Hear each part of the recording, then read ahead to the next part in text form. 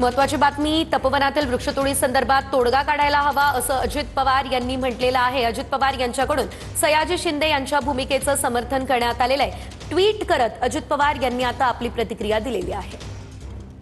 तपोवनातील वृक्षतोडीवर समोपचाराने तोडगा काढला पाहिजे, यासाठी सयाजी शिंदेंनी घेतलेली भूमिका ही पर्यावरण हिताची आहे। अजित पवार यांचं ट्विट आपण आपल्या टेलिव्हिजन स्क्रीनवर पाहतोय।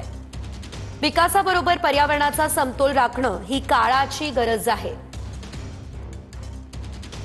पर्यावरण वाचलं तर पुढची पिढी सुरक्षित राहील, हे सर्वांनी लक्षात ठेवायला हवं। मूळ पुण्यातून आंबेगाव तालुक्यात बिबट्याची दहशत कमी होत नाहीये। रात्रीच्या सुमारास बिबट्यांचा मुक्त संचार आहे। 3 बिबटे एकापाठोपाठ एक रस्ता ओलांडतानाचा एक व्हिडिओ समोर आलाय। कार चालकानं आपल्या मोबाईल कॅमेऱ्यात हा क्षण कैद केलाय। एक बिबट्या बुधवारी पहाटे अवसरी खुर्द गावात लावलेल्या पिंजऱ्यात जेरबंद झालाय। मात्र इतर बिबट्यांना पकडण्यासाठी वन विभागानं तातडीनं पिंजरे लावावे अशी मागणी ग्रामस्थांकडून केली जाते।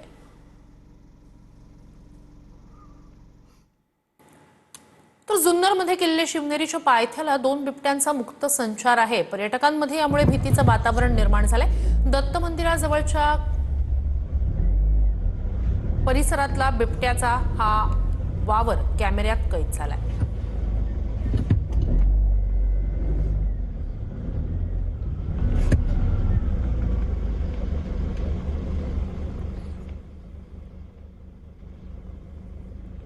जुन्नरमध्ये किल्ले शिवनेरीच्या पायथ्याशी असलेल्या परिसरामध्ये 2 बिबट्यांचा मुक्त संचार। एका कार चालकानं आपल्या मोबाईल कॅमेऱ्यात हे दृश्य कैद केली आहेत।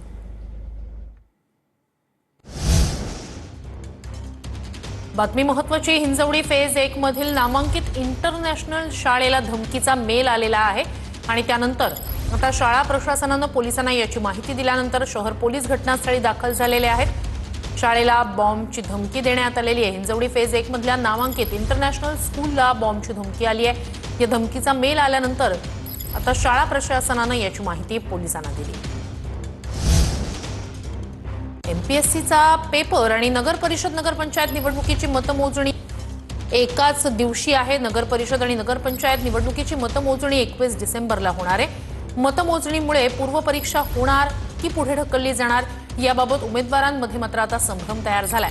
सहाय्यक कक्ष अधिकारी, राज्य कर निरीक्षक आणि पीएसआय या पदांसाठी परीक्षा असणार आहे। ही परीक्षा 9 नोव्हेंबर रोजी होणार होती, मात्र पावसामुळे ती पुढे ढकलून आता 21 डिसेंबर रोजी होणार आहे।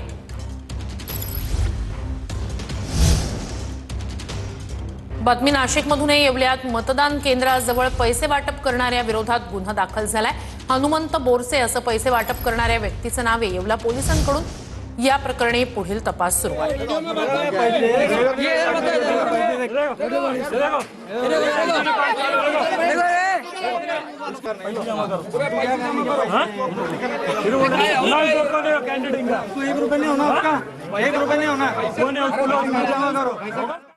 एक महत्वाची घडामोड आहे। भीमा कोरेगाव चौकशी आयोगाच्या सुनावणीला उद्धव ठाकरे अनुपस्थित राहिलेत। उद्धव ठाकरे यांना वॉरंट बजावण्याची प्रकाश आंबेडकर यांच्या वकिलांनी मागणी केली। प्रकाश आंबेडकर यांनी दाखल केलेल्या अर्जावर आज सुनावणी होणार आहे। असीम सरोदे उद्धव ठाकरे यांची बाजू मांडणार आहेत। 2 वेळा नोटीस बजावूनही उद्धव ठाकरे चौकशीसाठी या आयोगासमोर हजर झाले नाही।